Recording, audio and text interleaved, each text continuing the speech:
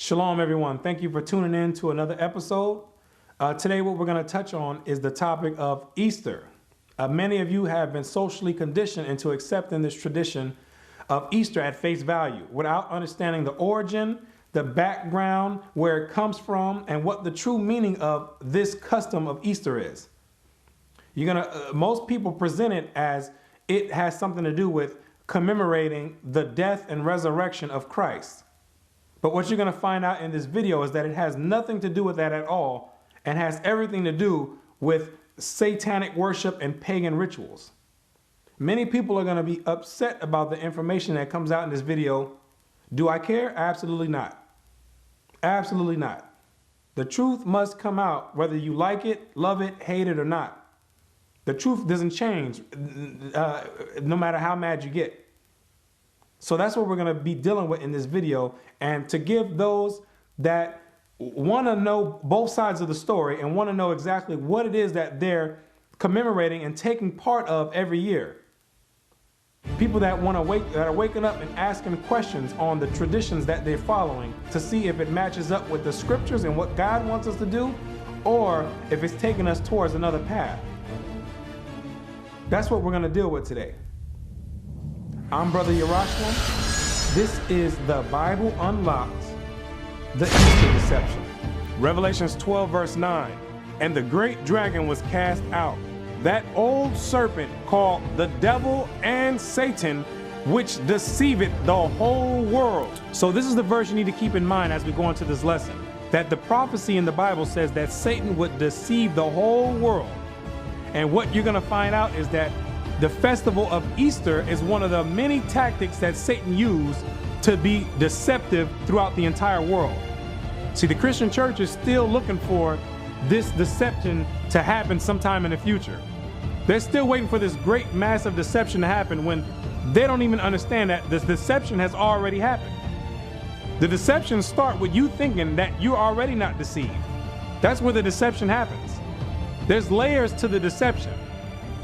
And this Easter celebration is one of these many deceptive tools that Satan has used to get people to go away from the Bible and to follow him instead of Christ or what the Most High says. The Two Babylons, page 93. The festival of which we read in church history under the name of Easter in the 3rd or 4th centuries was quite a different festival from that now observed in the Roman church. The festival that you celebrate, known as Easter during the time of Christ, was not celebrated the same exact way that they do today. It had nothing to do with bunnies laying eggs and Easter rabbits.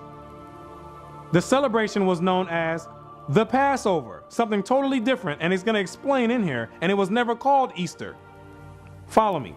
And at that time was not known by any such name as Easter.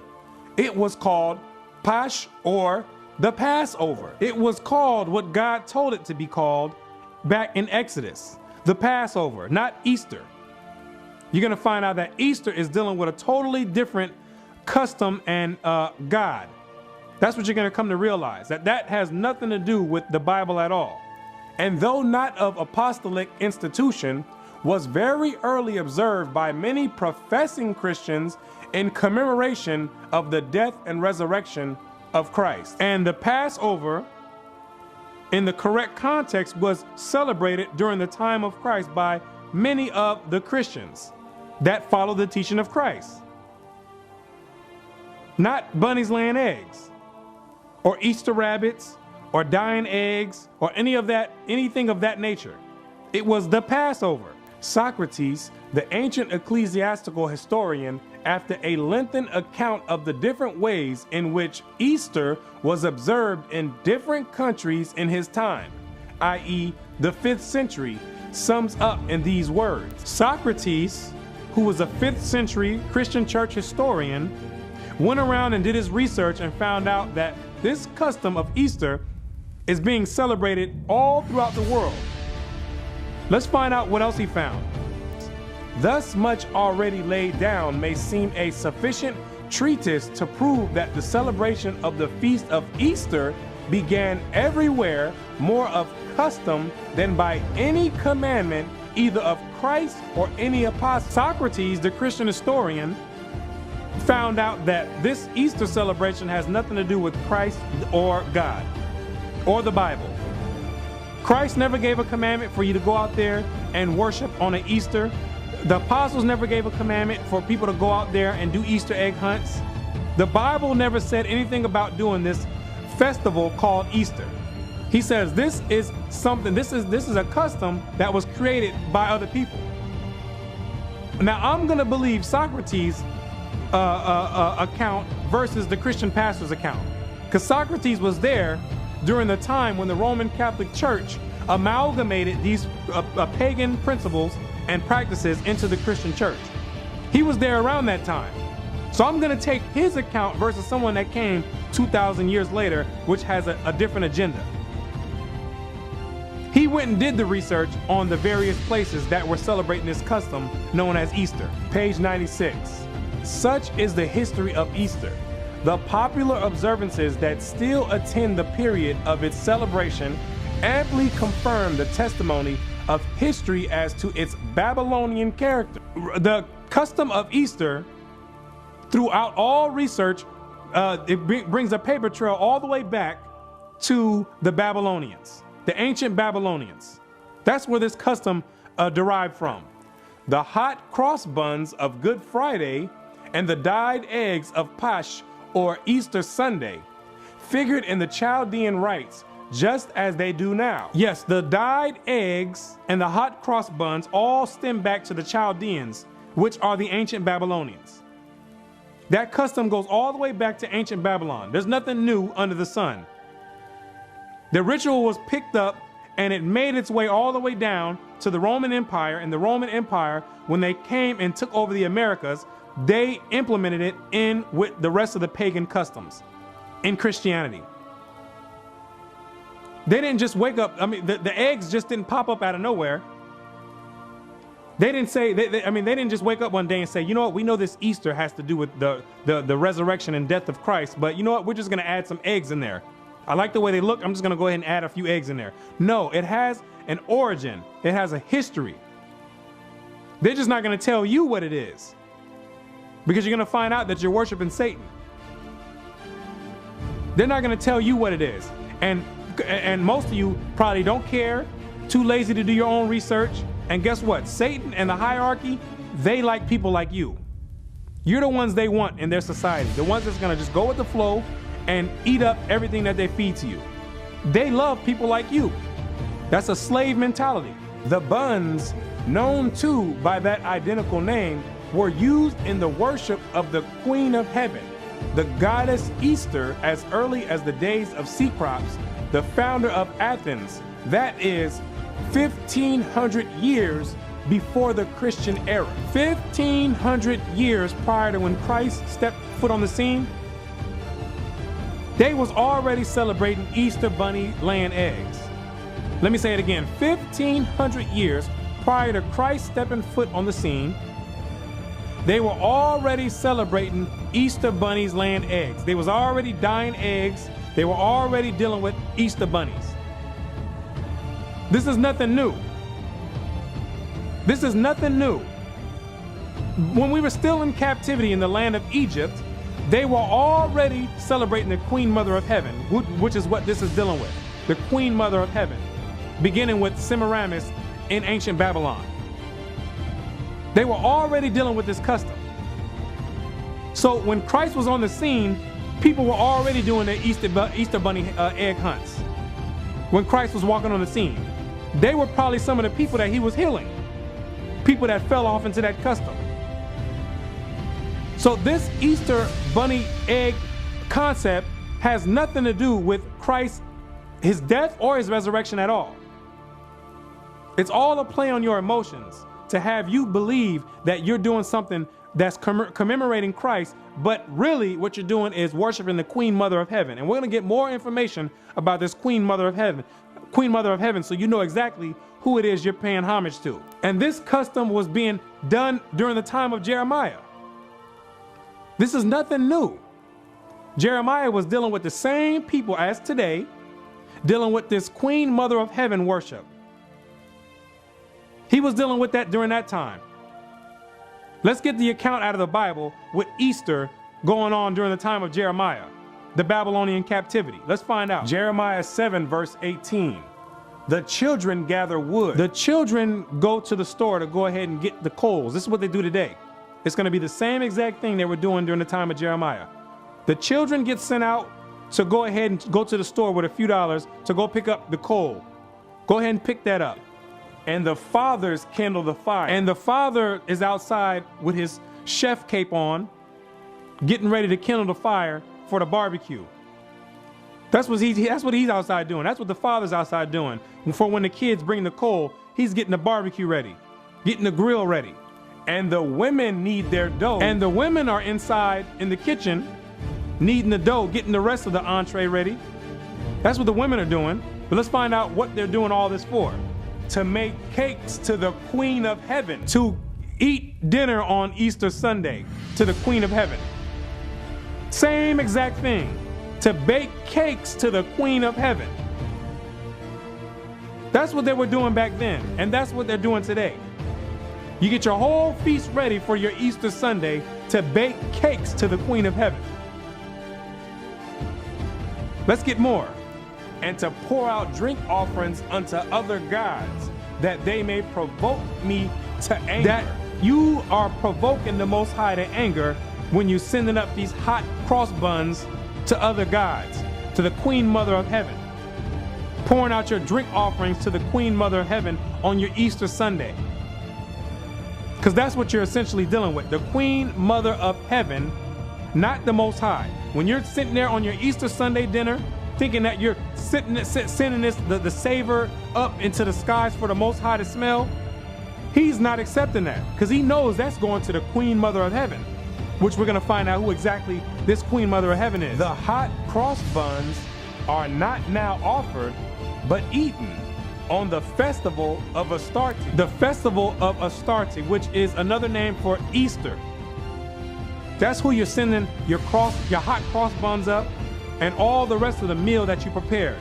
Not to the Most High, you're sending it up to Astarte. Let's find out who this Astarte is so we can be clear on what you're doing on this Easter Sunday when you're gathering all your kids together, cousins, nephews, uncles, aunties, little babies, all of old grandma. Let's find out exactly what you're doing and who you're sending this up to. That's what we're going to get ready to find out. Zondervan Bible Dictionary. Ashtaroth. Astarte. Ashtaroth is plural of Ashtoreth, name of any of the fertility goddess of the ancient Near East. Babylonian, Ishtar. The Babylonians called the Queen Mother of Heaven, which is what you're worshiping on Easter Sunday. The Babylonians called her Ishtar. Greek, Astarte. The Greeks called this same exact Queen Mother of Heaven that you're worshiping on Easter Sunday. They called her Astarte, which is the same exact god or same exact goddess as the Babylonians. In Canaan, a consort of El, Baal. And in Canaan, this Astarte or Ishtar is the consort of El or Baal, which means that she is the consort, which means she is the wife of Baal. So the Queen Mother of Heaven is the wife of Baal. Now we need to find out, who is this Baal? Let's get a little bit more detail. Who is this Baal? Is this that she's the wife of? Or she's the wife to? Who is this the wife to? So you can find out what you're dealing with on this Easter Sunday. Baal Zebub. Baal, or Lord of Flies, name under which Baal was worshipped by the Philistines of Ekron. There can be little doubt that Beelzebub is the same name as Baal-zebub. So Baal, which is what the name was in the Old Testament, in the New Testament you're going to see Beelzebub. You'll see Baal-zebub and Baal in the Old Testament, but in the New Testament they call him Beelzebub. So we need to find out exactly who this Beelzebub is according to the Bible, to see what demon you're dealing with on Easter Sunday. Follow me. Matthew 12 verse 24. But when the Pharisees heard it, they said, this fellow doth not cast out devils, but by Beelzebub, the prince of the devils. Beelzebub is the prince of the devils, the husband to Astarte or Astarte, the queen mother of heaven, the same woman that you're worshiping on Easter Sunday. She is the wife of Satan, the head demon. He's the leading demon out of the demonic forces. She is the wife of Satan himself. This is who you're pouring out your drinks, and your hot cross buns are being offered to the queen mother of heaven, the wife of Satan. This is what you're dealing with when you have your kids in there on your Easter Sunday dinner, all getting together in one big family in unison, getting ready to send up the whole meal, thinking you're sending it up to the Most High when you're sending it straight up to Satan's wife. The hot cross buns are not now offered, but eaten on the festival of Astarte. But this leaves no doubt as to whence they have been derived. The origin of the posh egg is just as clear. Now we're gonna get into the origin of these Easter eggs. Because like I said, a lot of you think they just popped up out of nowhere. No, there's an origin to everything. There's a method to all the madness. And he says that it's just as clear. Meaning you can trace the customs back to where they come from. All you have to do is go through different civilizations and find out what they're doing. You can say, okay, now we see where this custom comes from. The ancient Druids bore an egg as the sacred emblem of their order. Ancient Druids, which were the inhabitants of Europe in the land of Britain and Gaul and in Ireland, they were the ones, they were also dealing with this Easter egg. Let's find out who else was dealing with it. In the Dionysiaca, or Mysteries of Bacchus, as celebrated in Athens, one part of the nocturnal ceremony consisted in the consecration of an egg. The ancient Greeks were dealing with the consecration of an egg. They were dealing with the bunny rabbits laying eggs. And it had nothing to do with Christ. Trust me. Nothing to do with Christ, his death and his resurrection, because this is way before Christ. Let's get some more. The Hindu fables celebrate their mundane egg as of golden color. The Hindus were dealing with the bunny rabbit laying eggs. But the Hindus wanted to spice it up a little bit. So theirs was not just a regular egg, it was a golden egg. Let's find out who else was dealing with the egg. The people of Japan make their sacred egg to have been brazen. Japan was dealing with an egg. We didn't went all the way to Japan to find people dealing with eggs in pagan rituals. Let's get some more. In China, at this hour, dyed or painted eggs are used on the sacred festivals, even as in this country. China was even getting it in with the eggs. China, if you know anything about China, China is one of the most atheist countries in the world. They were dealing with an egg. They don't believe anything about Christ. A great deal of the people in that country.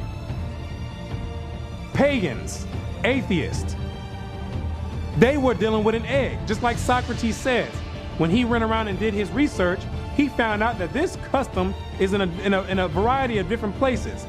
And it had nothing to do with a commandment from Christ or the apostles. In ancient times, eggs were used in the religious rites of the Egyptians and the Greeks and were hung up for mystic purposes in their temples.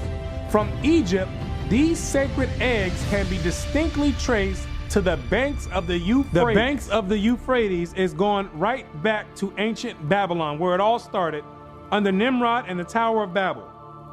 The same customs were taken from the Tower of Babel when the Most High split the tongues and he spread out the rest of the nations. They took their customs with them and they all went, that's why they're all similar. And the egg was definitely part of the Babylonian custom, which spilled over into Egypt, and then into Greece, and then into Rome, and then from Rome all the way over here to America. Same exact custom, just different faces and different characters used to cover it up.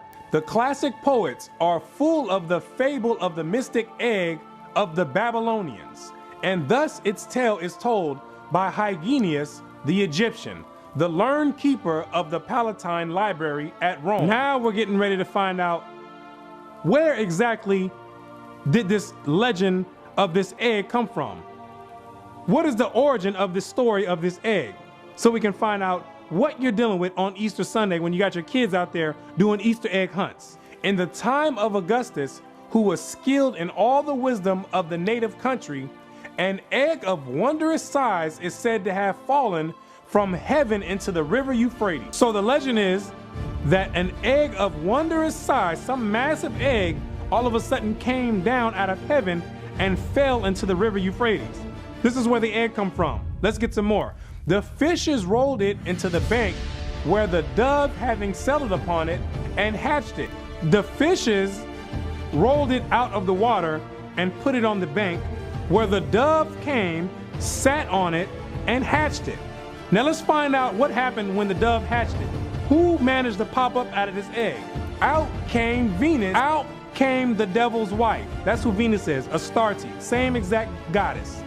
Out came the devil's wife, who afterward was called the Syrian goddess, that is Astarte. Hence, the egg became one of the symbols of Astarte, or Easter. This is where you get your Easter bunny laying eggs at. It became a symbol of Easter, or Astarte, worshiping the Queen Mother of Heaven, Satan's wife. This is where it derives from. This is the legend behind it. This is what you have your kids dabbling with on your Easter Sunday when you're sending up hot cakes to the Queen Mother of Heaven. This is what you're dealing with. Yes, Satan gave his wife a holiday as well. Let me say it again. Satan gave his wife a holiday as well, which he got the whole world worshiping and thinking that it has something to do with Christ, the resurrection and death of Christ, which most people, they know that this don't have anything to do with Christ's death and resurrection. But too scared to ask a question about what does this Easter egg hunt have to do with Christ dying on the cross and being risen again on the third day. Too scared to go contrary to what the world does. Too timid to ask questions. Got your kids over there doing Easter egg hunts to the devil's wife and cooking a hot Sunday dinner to send it up to Astarte, the devil's wife. This is how Satan deceived the whole world. And accordingly, in Cyprus, one of the chosen seats of the worship of Venus, or Astarte, the egg of wondrous size was represented on grand scale. On a grand scale, all the way back then, 2,000 or 1,500 years prior to Christ, and all the way 2,000 years after Christ. On a grand scale, got your kids in churches on Easter Sunday sending hot cakes up to the Queen Mother of Heaven. Yes, I said it. Hot cakes. I'm going to keep saying it. Got your whole Hawaiian rolls, lemon meringue pies, got them all getting ready to get sent up to the Queen Mother of Heaven, Satan's wife, Satan's consort, Beelzebub. That's what you're dealing with on your Easter Sunday. That has nothing to do with Christ, is his resurrection or death. It's on a grand scale. And it's a tradition that most people do not want to let go because to them it feels good inside. They feel like they're doing something right for the kids. Well, guess what? That's what Satan wants you to believe. Satan deals with emotions. The Most High is not dealing with emotions. He's dealing with laws and commandments, what he told you to do and what he told you not to do. You want to deal with emotions? Satan is right there for you, caressing every single emotion and having you rationalize in your mind that it's okay to do Easter, even though you know it don't have anything to do with Christ and his resurrection. The Two Babylons, page 97. Now the Roman Church adopted this mystic egg of Astarte and consecrated it as a symbol of Christ's resurrection. Guess who's in charge of your Easter bunny laying eggs? Yes, the Roman Catholic Church, the Roman pagan church, who has always been pagan from the foundation. Anything that has to do with Roman doctrine always has to be looked at with skepticism. They're the ones who took this concept of the egg and say, you know what? We're going to make this egg, which we know is going towards the Queen Mother of Heaven, Satan's wife, we're going to trick the people and make them believe that this egg has something to do with Christ's death and resurrection. Absolutely. Because during that time, Christianity, the doctrine of Christ, was on an uprise. The Romans had to find something. The Romans couldn't control it. So if you can't beat something, what do? You join it. And they did a great job in joining it. They did more than join it. They joined it, then took it over and cooked and kicked the true Christian doctrine out. That's what the Romans did.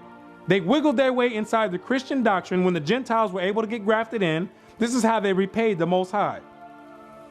By taking out his feast days and replacing it with Satan's feast days. Easter being one of them. The first 7 ecumenical councils, page 68. In the second declaration, the bishops ruled that Easter should be celebrated at the same time throughout the empire. This is during the Council of Nicaea. It wasn't some political party that came and said, you know what, we're going to institute Easter. It was the Roman Catholic Church, the bishops, who said, we're going to make this part of the Christian doctrine. We're going to take this pagan holiday because we know that the Roman citizens don't want to let it go. So we're going to take this and we're going to add it to the Christian doctrine so you can get the best of both worlds. You can worship Satan, the pagans can worship Satan, and we can act like we're worshiping the Most High at the same time. But we really want to worship Satan because his holidays feel a little bit better. You can be a little bit more liberal on his holidays. We don't really want to deal with Satan's or the Most High's holidays. And you have to understand with the Roman Catholic Church, they were always pagans, and through their pagan gods, when they went out to fight wars, they would always make sacrifices to the pagan gods. So they believed heavily in these pagan gods because that's how they were winning all these wars when they went and stomped all the people, going through different countries, stomping out all the people. Then they attributed that to all those pagan gods that they were worshiping. So they did not want to give those gods up. But like I said, when the Christianity was on an uprise, they had to find some way to suppress it.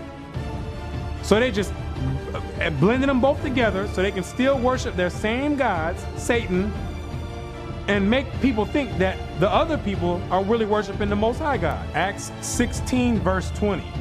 And brought them to the magistrates, saying, these men, being Jews, do exceedingly trouble our city. This is Paul being brought by the masters of some lady that he just healed because she had a spirit of divination on her. Her masters didn't like that he healed her. So they brought him to the magistrates because the Romans, like I said, have always been pagans and they never wanted anything to do with the Most High God. They brought him to the magistrates and said, this man is troubling our city. You would think it would be a good thing for Paul to be casting out demons. But no, not to the Romans. He said that these men are troubling our city and teach customs which are not lawful for us to receive, neither to observe, being Roman. Trying to tell us to keep God's commandments and worship the Most High, and we don't want to do that. We want to worship Satan. See how the Romans had a problem with that? They said it's unlawful. That means it's a law for us not to be able to keep God's commandments. That's what it was with the Romans. To be a pagan is what you needed to do. So these people were complaining that Paul was over there healing people and telling people to keep God's commandments and follow Christ. Anytime you're dealing with the Roman Catholic Church, you always have to be skeptic. You always have to use skepticism when dealing with doctrines from the Roman Catholic Church. Who else is dealing with the Roman Catholic Church? 99% of the Christian churches all around the world. If you're dealing with Sunday worship, you're part of the Roman Catholic Church. If you're dealing with Christmas, you're part of the Roman Catholic Church. If you're dealing with Easter, you're part of the Roman Catholic Church. If you're dealing with any pagan religion, if you're dealing with the laws, the laws are done away with, you're dealing with the Roman Catholic Church. You're part of the Roman Catholic Church. You're an offspring of the Roman Catholic Church. No matter how many ways you want to slice it and dice it, those doctrines come from the Roman Catholic Church. They come from the Roman Catholic Church. If you believe in a virgin birth, that Christ didn't have a mother and a father, you're part of the Roman Catholic Church. Always use skepticism when dealing with those doctrines, and do further research, and get out of a slave mentality. Now, some of you may be confused because when you read the Bible, you're going to run across one passage that says the word Easter. This is the only passage in the entire Bible that says the word Easter. So what we're going to do, I'm going to show you exactly how they injected the word Easter to make you believe that that is what they were practicing during the time of Christ. And the apostles and all the other disciples were dealing with Easter as you know it today. Follow me. Acts chapter 12, verse 3. And because he saw it pleased the Jews, he proceeded further to take Peter also. Then were the days of unleavened bread. At this time is the feast of unleavened bread, which is part of the Passover. Keep this in mind. This is the feast of unleavened bread that's going on, and watch how they're going to smoothly inject the word Easter into the scriptures to make you think that Easter and the feast of unleavened bread are synonymous. But we're going to go deeper into the scriptures and into the translation to find out what word is really there. And when he had apprehended him, he put him in prison and delivered him to 4 quaternions of soldiers to keep him, intending after Easter to bring him forth to the people. Now you see that they put the word Easter in there. They injected the word Easter in there, so when someone reads it, they're gonna believe, okay, you know what, I guess I am supposed to be doing Easter bunny egg hunts and chocolate covered eggs. I guess I am supposed to be doing that because they were doing it in the Bible. Right, that's to someone who does not do any research. That's the point of them slipping it in there. Because they know that a slave is not gonna do any further research. You're gonna take everything at face value and you're not gonna double check anyone's work. They put this in here purposely to give someone a reason to justify worshiping the Queen Mother of Heaven, Satan's wife, and give you a reason to do it. Now let's go to the Greek, which it was written in, and find out what does the Greek word say. Let's find out if it's talking about Easter bunnies laying eggs or if it's talking about the Passover, the Feast of Unleavened Bread. Let's find out. Strong's G3957. Pascha, the Paschal Feast. The feast of the Passover, no, bunnies laying eggs. The Passover, no, worshiping the Queen Mother of Heaven. The Passover, the feast of the Passover, ladies and gentlemen. The Passover. This Greek word has nothing to do with Easter Sunday. Satan deceived the whole world. Yes, Satan has his hands in all types of different venues. You must be doing your own research to find out what words are here, what words are there. You cannot trust anyone when it's dealing with your soul salvation. Especially not a pastor that's set up by the Roman Catholic Church who's just going to regurgitate things over and over again and not tell you that, you know what we're doing is wrong on Easter Sunday. We're not supposed to be sending up cakes to the Queen Mother of Heaven. We're not supposed to be doing that. When you're dealing with your soul salvation, you have to seek it out. Now, this Greek word was used 29 times in the New Testament. Each time it was used, it always said the word Passover. Always said the word Passover. Like I said, Satan only needed to inject it in there one time to get your mind away from what's going on.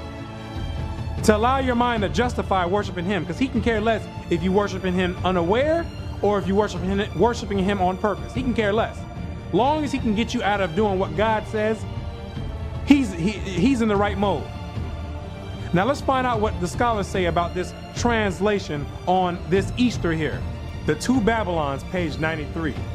Everyone knows that the name Easter, used in our translation of Acts 12 verse 4, refers not to any Christian festival, but to the Jewish Passover. Everyone knows that this word Easter is not supposed to be there.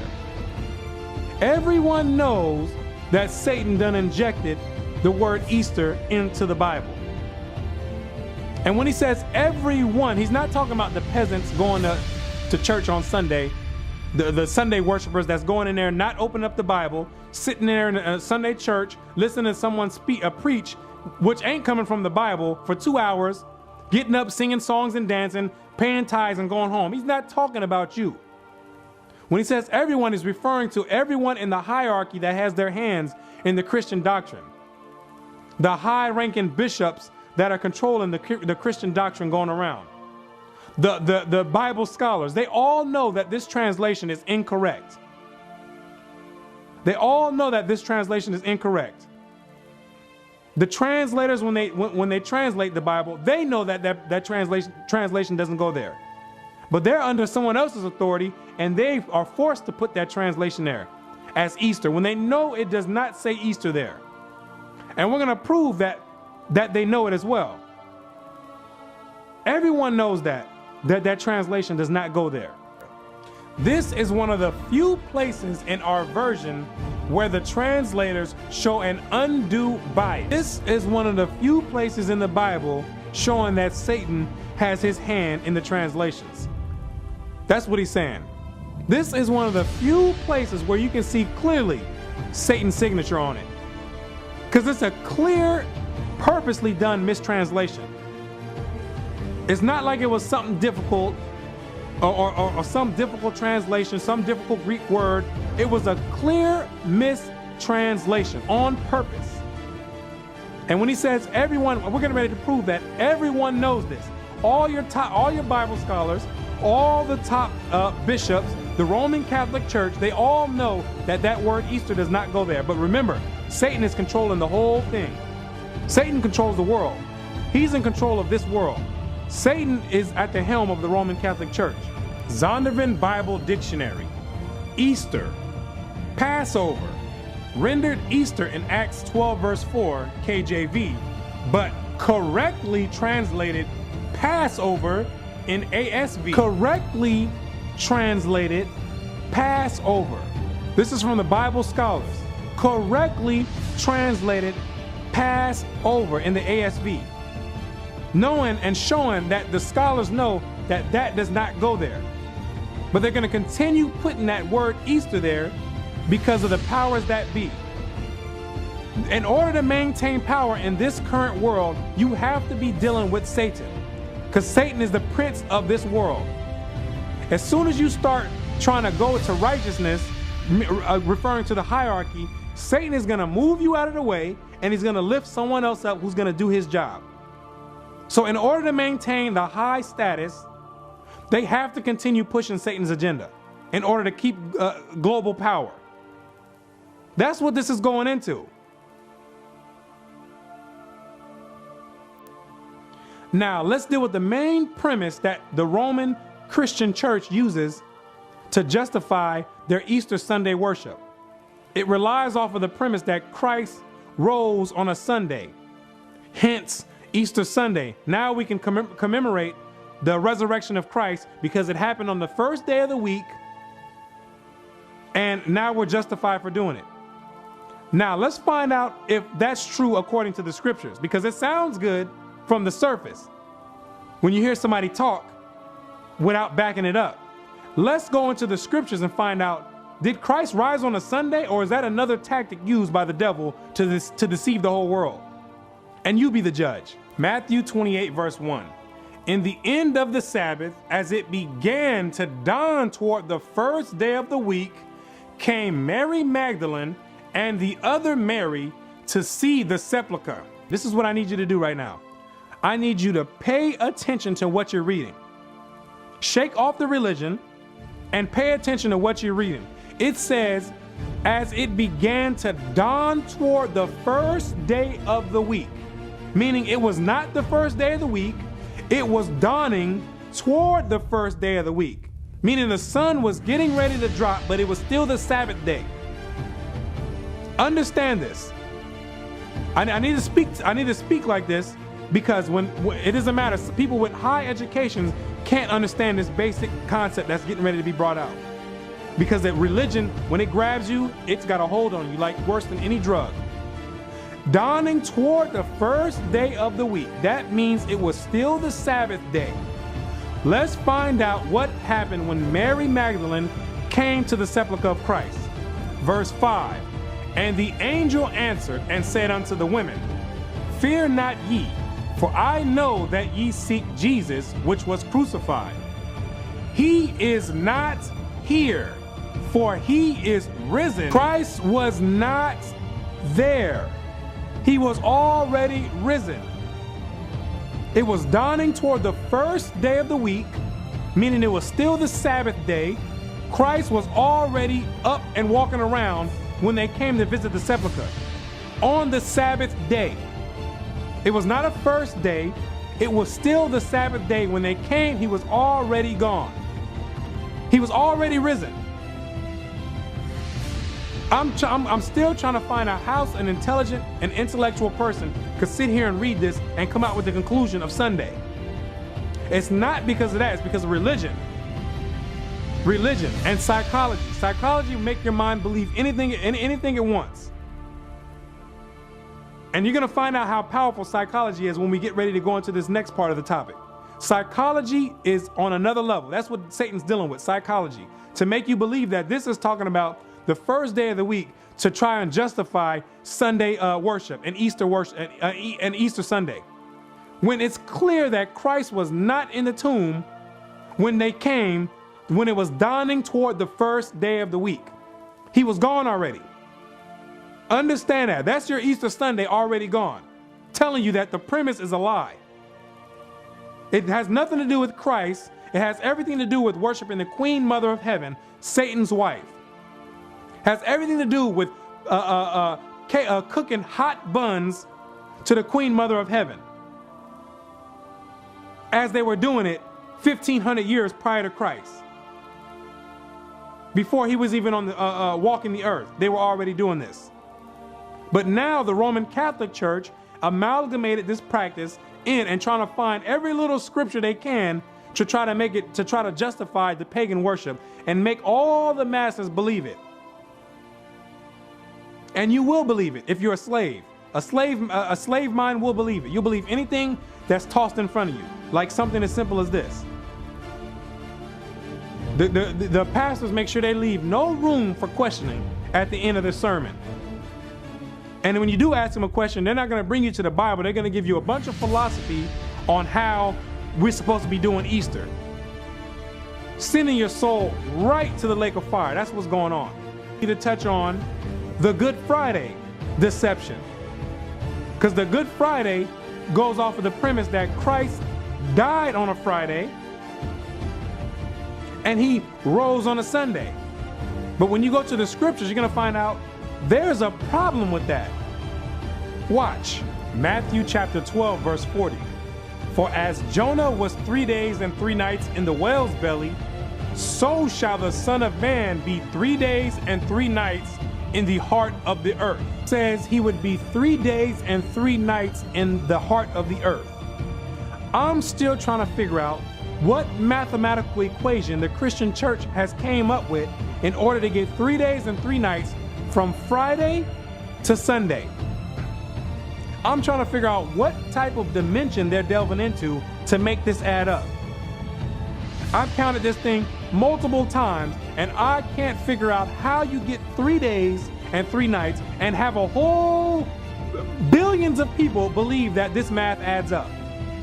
Let's count and see if we can get it, because maybe I'm mistaken. Maybe I haven't delved into that 4th or 5th dimension that these other people are delving in to see this. Friday night to Saturday night is 1 day.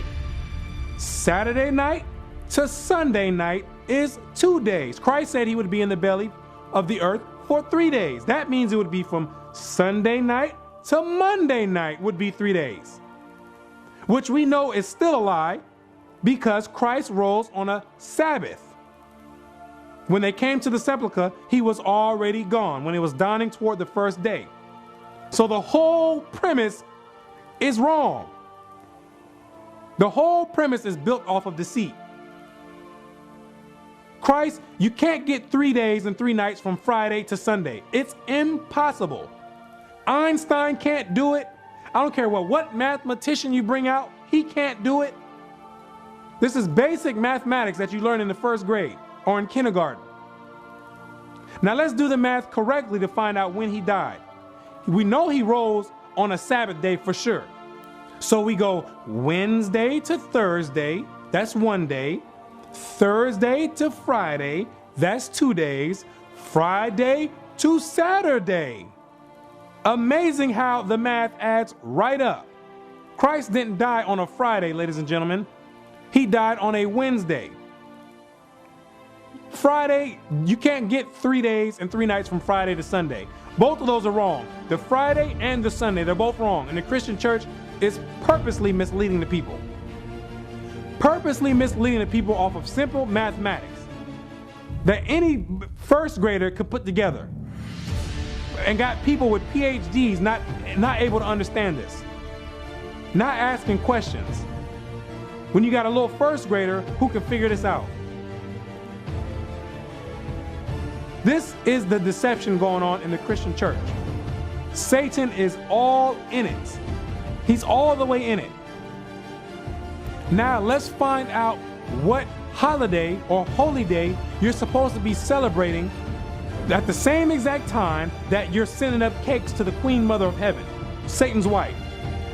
God gives you a holiday or a holy day to be celebrated during the same exact time of the year. So there's no excuse on why you can't do the Most High's holiday and you have to go and do Satan's holiday. There's no excuse. Exodus chapter 12, verse 3. Speak ye unto all the congregation of Israel, saying, in the 10th day of this month they shall take to them every man a lamb, according to the house of their fathers, a lamb for a house. And if the household be too little for the lamb, let him and his neighbor next unto his house take it according to the number of the souls. Every man according to his eatings shall make your count for the lamb. Your lamb shall be without blemish, a male of the first year. Ye shall take it out from the sheep or from the goats, and ye shall keep it up until the 14th day of the same month.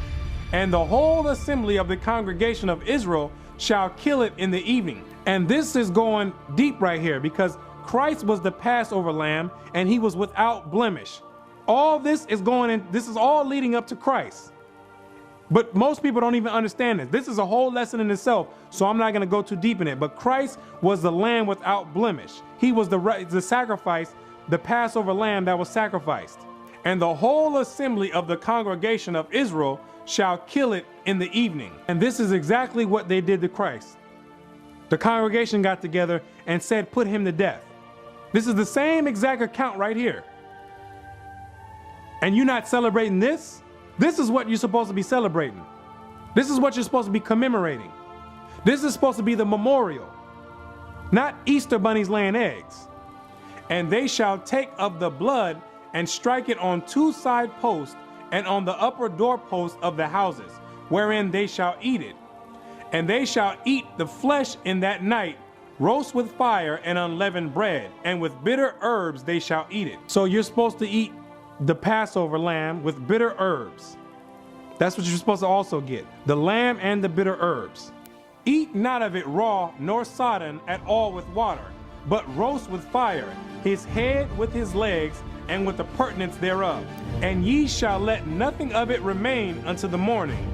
And that which remaineth of it unto the morning ye shall burn with fire. And you're supposed to eat the entire lamb dinner and have nothing left for the morning. It's supposed to be all eaten that same day. So it's not no, give me a plate, let me send one home, or let me give out 3 or 4 plates to take home. It's not none of that. You eat the dinner that night, anything else is done. And thus shall you eat it with your loins girded, your shoes on your feet, and your staff in your hand. And ye shall eat it in haste.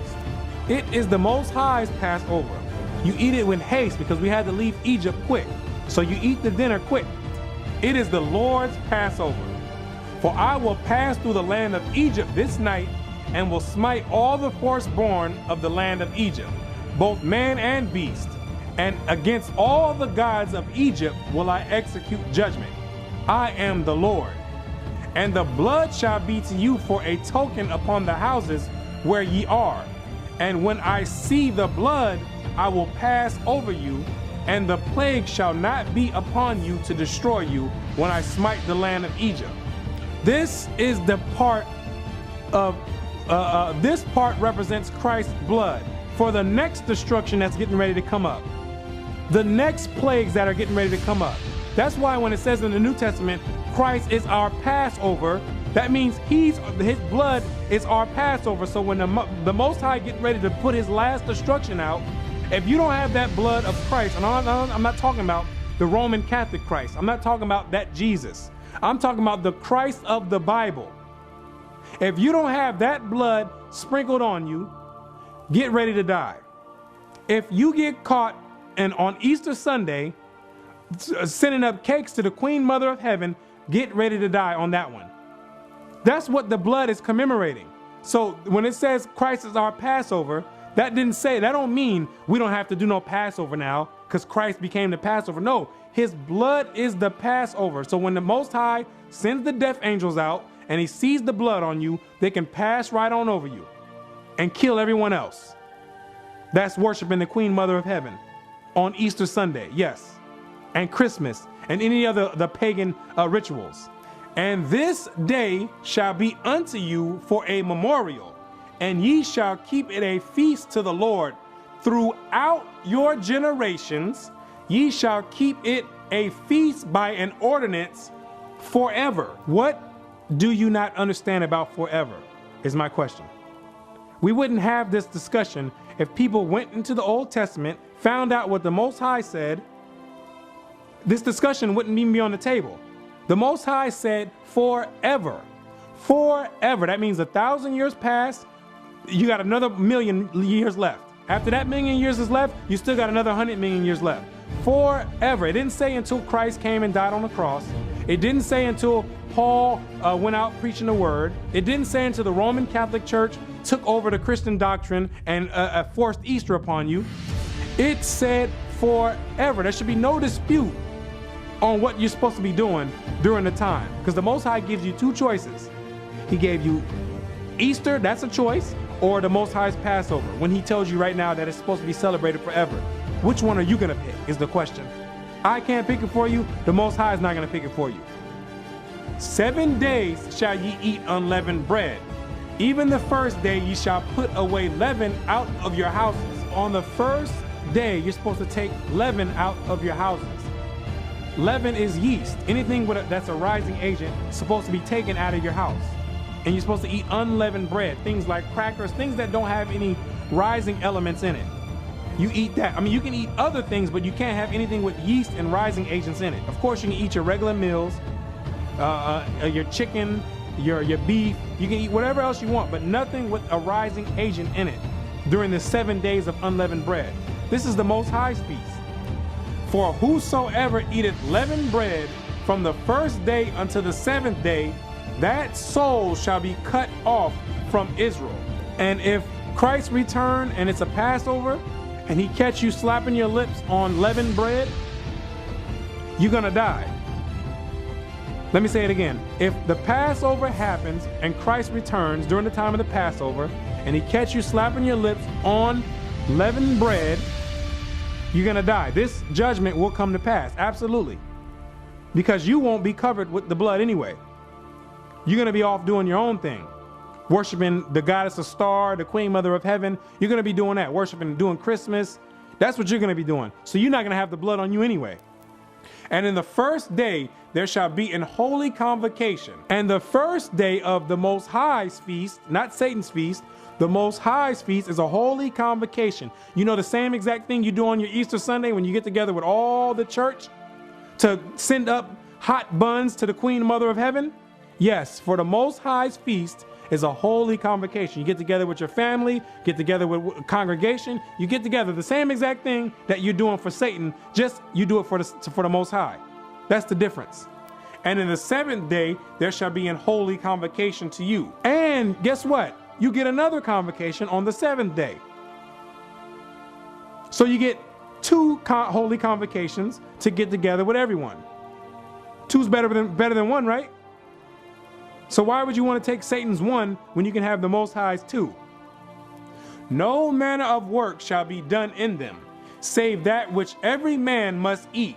So the first day and the last day of the Feast of Unleavened Bread, you're not supposed to be doing any work.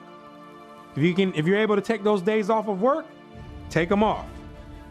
You're not supposed to be outside doing anything else. No servile work. It's a day of rest. That only may be done of you. And ye shall observe the feast of unleavened bread. For in this selfsame day have I brought your armies out of the land of Egypt. Therefore shall you observe this day in your generations by an ordinance forever. How many times do the Most High have to tell you forever? He knows that people are just not going to understand it. So he has to tell you forever 2 times in the same sentence or in the same chapter. Forever. Forever means forever. That does not mean there's a time period when it stops. Forever means forever. Grasp that concept. Next time you get ready to go out and do your Easter Sunday, grasp that concept. You can't stand in front of the Most High on Judgment Day when he has a verse like this in the Bible. There's nothing to be confused about. He said forever. It tells you in the Bible it's impossible for God to lie. That's what it tells you. That's the one thing that is impossible for him to do, is to lie. He says forever, that's what he meant. Forever. Try to stand in front of him on Judgment Day and give him some excuse when you have this verse right here in the Bible saying forever. In the first month of the 14th day of the month, at even, ye shall eat unleavened bread until the 21st day of the month at even. This confused with the first month in the modern calendar, because that's not what this is talking about. It's talking about the first month, which usually falls between March and April during the time of the new moon. The months in the Bible are go off of the new moons. Each time a new moon comes in is a new month. So that's what this is referring to. Usually during the time of March and April, there's the new moon that falls around that time. So the first or the 14th day of after the new moon is when the Passover starts. And unleavened bread is going to be on your menu all the way to the 21st day at evening. 7 days shall there be no leaven found in your houses. For whosoever eateth that which is leavened, even that soul shall be cut off from the congregation of Israel, whether he be a stranger or born in the land. Ye shall not eat nothing leavened. In your habitations shall ye eat unleavened bread. This is the year 2015, and this year the Passover falls on a Friday, April the 3rd, at evening. Let me say it again. 2015, the Passover commences on April 3rd at evening of 2015. By coincidence, guess what else starts on April 3rd? Yep, you guessed it. Good Friday. Good Friday. So now you have to make a choice. Which one are you going to do? Are you going to do the Passover like the Most High said would be an ordinance and a memorial forever? Or are you going to do what the Roman Catholic Church tells you to do, worship the Queen Mother of Heaven, Satan's wife, on April the 3rd? That's something you're going to have to pick. That's why the Most High always gives you 2 choices. He wants to see where your heart is really at. He wants to see if you're going to be down with him or if you're going to be an idolater and go and worship other gods. That's what he wants to know. Easter Sunday falls on April 5th, 2 days later. Not 3 days, like the Christian church will want to make you believe. 2 days later is when your Easter Sunday is going on. But guess what else is going on during that time? The Feast of Unleavened Bread, like the Most High said. 7 days from the Passover starting April 3rd at evening, ending at April 11th at evening. But Satan worked his way right in there to have people think that they're supposed to be doing Easter at that time. But you're going to have to pick. Which one are you going to be doing? Because you can't do both. You can't bake cakes during the time of the Feast of Unleavened Bread, because that's unlawful during that time. No leavened bread. So there's going to be people baking all type of cakes to the Queen Mother of Heaven with all type of leaven in there, like the Most High told you not to do.